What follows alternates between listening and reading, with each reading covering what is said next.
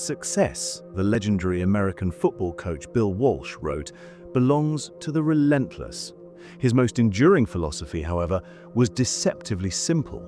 The score takes care of itself. It was a maxim born from the understanding that championship glory is not a singular event to be hunted, but the natural byproduct of 1,000 perfected details. This ethos, the obsessive focus on process over prize, is the foundational text for any aspiring dynasty. In the annals of sport, we see this narrative repeat: a prodigious young leader entrusted with a fractured institution who eschews immediate gratification for the painstaking construction of a culture, a system, and ultimately a legacy. Consider Phil Jackson's nascent Chicago Bulls. Before the 6 rings and the global iconography, they were a talented but psychologically brittle team, perennially broken by the physicality and guile of the Detroit bad boy Pistons. Jackson's genius was not in merely out-scheming his rivals, but in rebuilding the team's collective psyche through Zen philosophy and the unifying structure of the triangle offense. He first had to teach them how to lose correctly, how to learn from pain, before they could learn how to win. He built a process, and the championships followed. This historical blueprint provides the essential lens through which to analyze the tenure of Mikel Arteta at Arsenal Football Club. Plucked from the shadow of Pep Guardiola, he inherited not just a team in decline, but a club suffering a profound identity crisis. His task was never just to win football matches, it was to perform an institutional exorcism, to reinstill the elite habits and non-negotiable standards that had eroded over time. The journey since has been a didactic and at times torturous public spectacle of this process-driven philosophy. Now, after years of meticulous scaffolding, Arsenal stands not at the beginning of a project, but at the precipice of its apotheosis, the translation of process into silverware. In this pursuit of victory, there exists a fundamental dichotomy. It is a distinction first articulated not on a pitch, but in the quiet studies of behaviors. The central thesis posits 2 distinct arenas of competition: the winner's game and the loser's game. The former is a contest of proactive brilliance, won by the competitor who executes moments of sublime, unplayable genius. The latter is a war of attrition, won by the competitor who simply makes fewer unforced errors than their opponent. This is the intellectual and psychological crucible in which Mikel Arteta's Arsenal now finds itself. After years of a meticulously curated and often debated process, the club has undeniably mastered the winner's game. Their football is a breathtaking synthesis of tactical sophistication and youthful exuberance. They can, and frequently do, dismantle opponents with a brand of play that is the envy of Europe. Yet, major trophies have remained tantalizingly beyond their grasp. The ultimate question, therefore, transcends tactics and talent. To finally claim the Premier League or the Champions League, must Arsenal simply elevate their already scintillating game to an impossible new height? Or must they master the darker, more pragmatic art of the loser's game? To comprehend Arsenal's current position, one must revisit the foundations laid by Arteta upon his arrival in 2019. He inherited not just a squad in disarray, but a club suffering from a profound identity crisis. His initial phase was less about football and more about cultural purgation. The now famous non-negotiables were established, creating a framework of discipline and collective responsibility from the chaos. This was the period of trusting the process in its most abstract form. It was about constructing a new reality, player by player, principle by principle. The squad was systematically deconstructed and rebuilt around a young, malleable, and ferociously ambitious core: Saka, Martinelli, Odegaard, and Saliba. The footballing philosophy, a high-octane, off-the-ball work, possession-dominant style, was painstakingly drilled into the collective consciousness.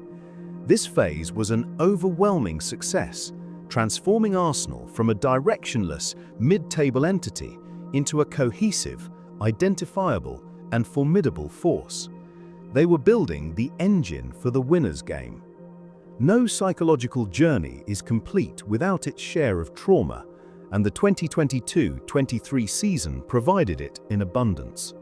For months, Arsenal played with a sublime, almost naive freedom, topping the table and captivating the footballing world.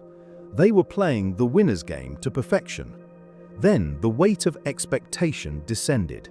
The late-season collapse was not merely a tactical or physical failing, it was a psychological capitulation. Key players suffered injuries, but more critically, the collective belief began to fray under the relentless pressure applied by a Manchester City side that has long mastered both games. This period of intense disappointment, however, should not be viewed as a simple failure. It was formative.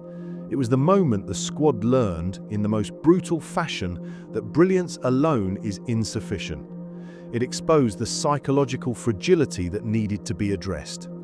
The scar tissue from that campaign has, arguably, been the catalyst for the subsequent evolution, instilling a deeper resilience and a more sober understanding of what a 38-game marathon truly demands.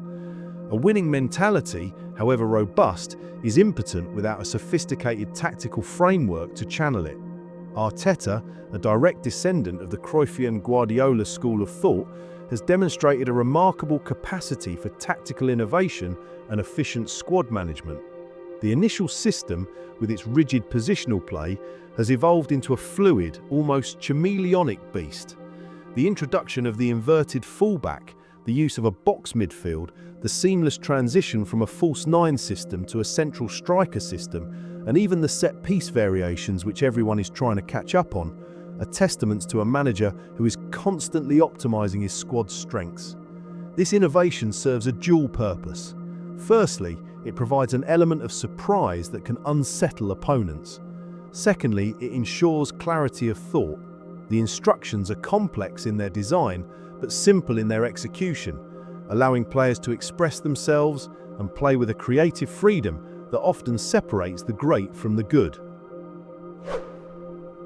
The genesis of Arsenal's revival was not tactical but psychological. Arteta inherited a squad plagued by a brittleness of spirit. The first order of business was to replace this with a foundation of positive reinforcement. The mantra became simple: you either win or you learn. This reframing of failure is crucial. Setbacks were no longer indictments of ability, but rather data points for growth. This environment cultivates a tunnel vision with eyes fixed firmly on the prize. The group has shed the imposter syndrome that once saw them crumble and now approaches marquee fixtures with an air of belonging. This is a deep-seated self-belief born from a tangible body of work. The elite echelons of sport are defined by infinitesimally small margins. Arteta's process is, in essence, a war against fortune, an attempt to engineer determinism. This is achieved by over-preparation on the doables and a strategic disregard for uncontrollable external factors. The team meticulously analyzes every conceivable detail, reducing the margins for error in their own performance to ensure they are not at the mercy of luck. The strategy is not to hope external factors go their way, but to preemptively build a game plan that can succeed despite them going wrong. This is how a team grabs opportunities. They have already done the hard work to put themselves in that position. And here lies the rub. The 2023-24 season saw an Arsenal that was markedly more robust, yet the title still eluded them. The decisive moments were not the glorious victories, but the matches where the system faltered. In these moments, Arsenal was drawn into a loser's game. When their fluid patterns were stymied, they lacked the alternative mode of operation, the simple, grinding, error-free discipline to secure a 1-0 victory through sheer obduracy. This requires a cold-bloodedness that the current squad is still developing. It is the understanding that a 1-0 win in a dire match in February is worth the exact same 3 points as a spectacular 5-0 thrashing in September. The final step is the transition from a team that hopes to win to a team that implicitly knows it will. For years, the project was about raising the floor. That floor is now a reinforced concrete platform. The next phase is raising the roof. This requires a killer instinct to prey on the crucial moments that immortalize players. What is missing? It is the establishment of mechanisms that allow players to overperform mentally and physically under extreme duress. This could be the addition of players with a proven winning pedigree, or the final psychological hardening that comes from navigating another grueling title race. It is the final synthesis of all elements, mentality, tactics, and preparation, fusing together in the heat of a championship run. The great sporting dynasties are often helmed by figures who master both the science of strategy and the art of human motivation. Whether it was Phil Jackson or Sir Alex Ferguson, they understood that winning is not an event, but the logical outcome of a deeply ingrained process. Mikel Arteta is walking this well-trodden path. He has successfully transitioned from architect to alchemist, transforming the base materials of a struggling club into a team shimmering with golden potential. The lessons have been learned, the growth has been exponential, and the foundation is now complete. Mikel Arteta's process has successfully built a magnificent machine, perfectly tooled to win the winner's game. However, the final act of this grand project will be played out not on the training pitch, but in the 6 inches between the ears. The culmination of the process will arrive when Arsenal can seamlessly shift between the 2 theatres of combat. It will come when they can be both poets and pragmatists, artists and assassins. The question is no longer whether they can outperform the best of the best. They have proven they can. The ultimate challenge is to perfect the art of not beating themselves, to embrace the gritty wisdom of the loser's game, and to wait, with the supreme patience of a champion, for their rivals to be the ones who finally make the fatal mistake. When that psychological synthesis is achieved, major trophies will not be a hope or a target, but an inevitability. This is the Arsenal blueprint, and this was a brief on Arsenal's evolution under the crucible of the process. Thanks for joining in. Don't forget to like, share, subscribe, and hot that notifications bell. Thanks for watching. We'll see you in the next one. Until then, come on the Arsenal.